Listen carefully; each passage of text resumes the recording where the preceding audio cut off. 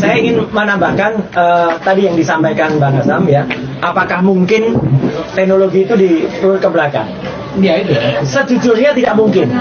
Tetapi rekayasa itu selalu ada dan itu mungkin terjadi. Contohnya rekayasa apa? Tadi pertanyaan bagus ya. Apakah dimungkinkan nanti ternyata ditunjukkan ada skripsi baru gitu ya, yang dibuat semirip-mirip yang ada. Mau dibikin semirip mungkin, insya Allah akan ketahuan.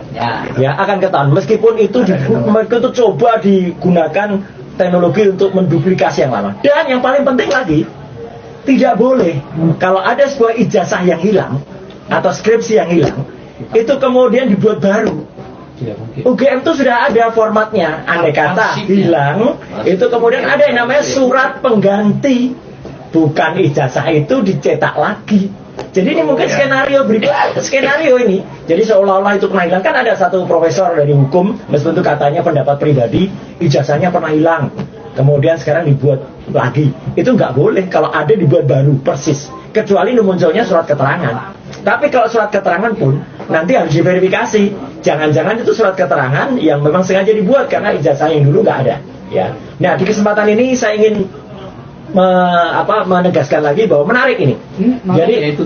Jadi ada seorang yang kemarin menjadi pemicu ini muncul semua, yaitu kader dari Partai Sebar Ijazah itu ya, dari PSI itu, namanya Dian Sandi Utama.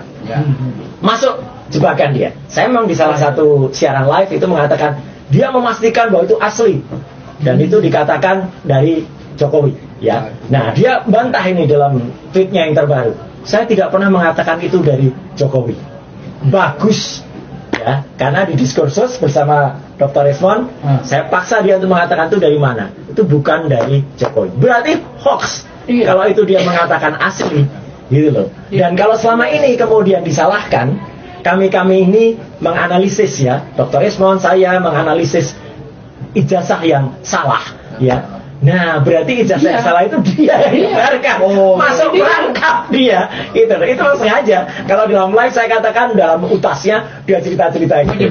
Iya, menyebarluaskan. Jadi Dian Sandi itu ngancam gitu di tweetnya. Berarti justru Pak Jokowi harusnya melaporkan si Sandi Utama. Iya, karena lojaknya selalu mengatakan semua yang beredar itu tidak benar.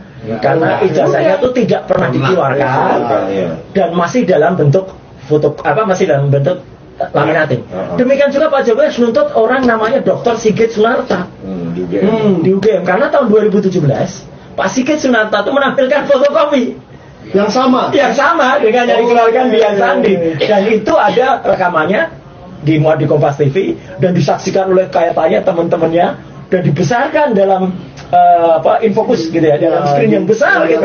Nah jadi karena itu cukup identik dan kalau itu dikatakan tidak benar, maka adalah sekarang penyebar hoaxnya itu udah kena. Jadi sebenarnya kebohongan itu mau ditutupi dengan kebohongan yang lain akan ketahuan. Gitu. Dan satu lagi yang penting lagi, ada hoax juga yang diedarkan. Konon kami ini minta maaf kepada UGM. Ya gitu. Memang di ruangan tanggal 15 itu kami mau pamit sebagai orang beretika. Ya. Kami pamit dan mohon maaf kalau tadi ada kata-kata yang itu dipotong. Ya kan. Jadi sebenarnya kami itu mohon maaf itu. Ini kalau orang mengerti etika, ya pasti kita meminta dan itu makanya kalau lihat itu utuhan utuh. Hari ini kami masih menagih janji dari Universitas Gadjah Mada. Mana rekaman utuh pertemuan selama 1 jam 20 sekian menit ini. Ya, karena kalau dipotong-potong disebut-sebut Roy Suryo sudah memeriksa foto-foto dari UGM. Saya nggak memeriksa, saya hanya melihat aja. Meriksa itu adalah dengan menggunakan alat, sama seperti petugas kepolisian yang menerima laporan Pak Jokowi kemarin. Itu pasti nggak memeriksa, ya pasti cuma melihat. Pengakuan yang sama disampaikan oleh salah satu ketua KPU kemarin yang ketemu saya di Kompas TV. Yang namanya verifikasi KPU itu ternyata dia hanya melihat saja. Kemudian dilihat ada legalisir dari UGM apa tidak? Ada, ya sudah. Menanyakan UGM. Jadi dia nggak meriksa, dia nggak punya alat verifikator, dia nggak punya alat uji forensik.